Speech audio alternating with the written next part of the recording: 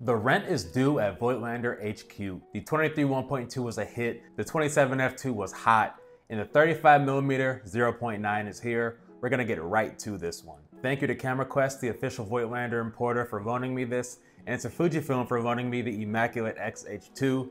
Let's talk about this. It is not every day that you get a 0.9 aperture lens. This is the fastest aperture lens that you're going to find on the Fuji X system, and it's pretty much the fastest that manufacturers are willing to go. Now, with this being a manual focus lens, that means that you'll need your Phantasm in handy, because nailing focus at 0.9 is no walk in the park. But when you land it, you're getting the most character-filled, beautiful rendering I've ever witnessed on the Fuji X system. No challenge. Like for me, all time, it goes GFX, then this. This lovely character is across the entire aperture range, but f2 and faster is just a dreamy, artistic delight. To make using this even more fun, for a lot of my street photography, I was zone focusing at 0.9. And I primarily composed in square format. I wanted a challenge. The depth of field is razor thin. I mean so thin that for portraits, if one person is 2 steps behind the other, they may as well be out of focus. Your zone of focus is essentially a sheet of paper.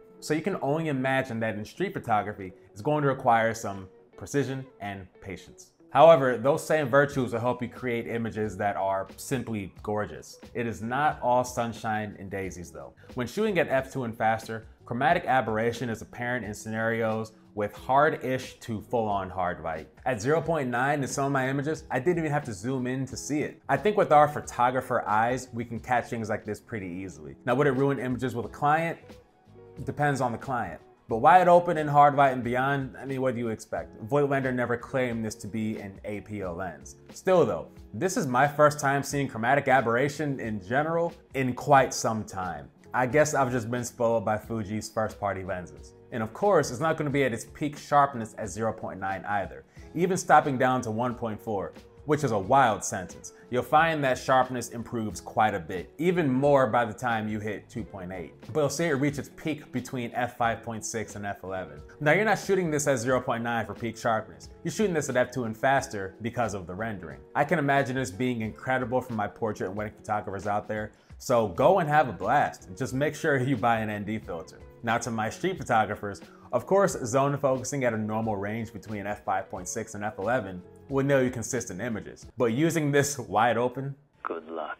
When you're reviewing your images in Lightroom or whatever platform you choose, you'll be able to see that like all other Voigtlander lenses, this gives you all of your EXIF data, a quality that other manual focus lenses cannot relate to on the Fuji system. For people who are detailed about cataloging their work, this is a massive plus. For my people who don't care, well, it's a bonus. The build quality is as robust as a lens can get without actually being weather sealed. Everything about this, from its weight of 492 grams to its smooth manual focus ring to its clicked aperture ring, says premium. In hand, it's, without hyperbole, the best fitting lens I've ever held. And for $1,500, it better be. While I don't want to say that it has a long focus throw, it's much longer than the other 2 Voigtlander lenses that I've used, and I welcome it. Now, I've only used a handful of actual manual focus lenses in my life, so my pool of comparisons isn't that large. Your mileage may vary. But speaking of large, this lens is not small. I mentioned earlier that it's 492 grams, which means that it's definitely no pancake.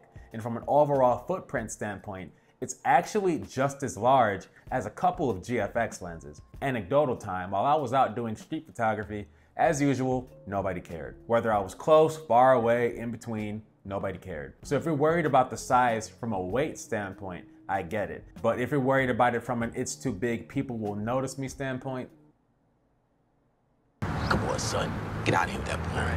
What about your craft? Who cares if people see you sometimes? My motto is that it's not heavy until it's larger than a Rolleiflex. Now, I probably would feel differently if I was using a Fuji camera with a shallower grip. I can't imagine this would feel too great paired with an XE4 or even an XT30. I think this lens strikes a perfect balance with the XT, XH, and X Pro lines. Truly, the only beef that I have with this lens from a performance standpoint is the bit of chromatic aberration, but it's not even that bad, and I was photographing in a way that basically brought that about. The weight, all things considered, I don't mind that either. I'm surprised I like it as much as I do.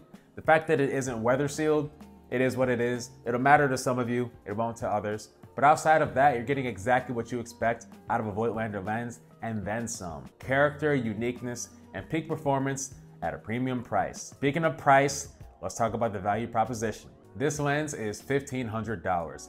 Considering the fact that Fuji's own 35 1.4, which has autofocus, can be found used for around $450, their modernized premium 33 1.4 with linear motors, weather sealing the whole nine, can be found for $700-800, and Voigtlander's own 35 1.2 for around $600, you gotta ask yourself a serious question. Even compared to Voigtlander's own selection, are a marginal gain of a stop, awe-inspiring character, and premium build quality worth another $900? You are not crazy if you say yes. If you got it and you want this kind of look in your images, this is where you'll find it. I don't believe that there's a price cap in actualizing ideas. While it performs at its technical on-paper best between f5.6 and f11, it's not always about technical best. Sometimes it's about feeling, and f8 won't always achieve that. 0.9 and 1.4, they might achieve that. Naturally, if you're somebody that values autofocus, this lens doesn't have that, so I'm surprised that you've made it this far. And I'll debate you all day long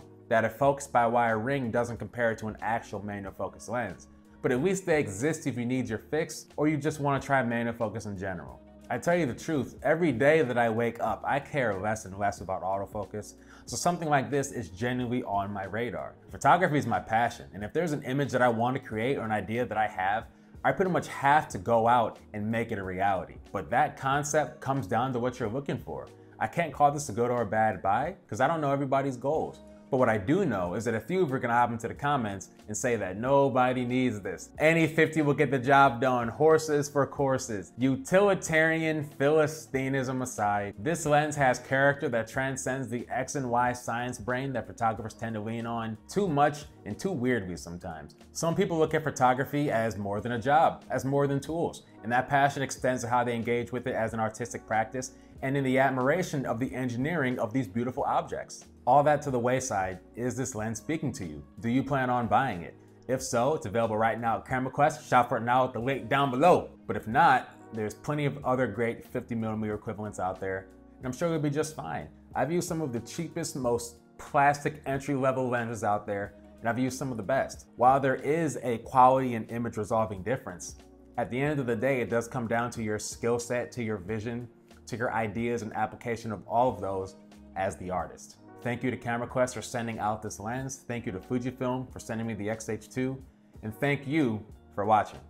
My name is Dorian Coleman, and I'll see you in the next one.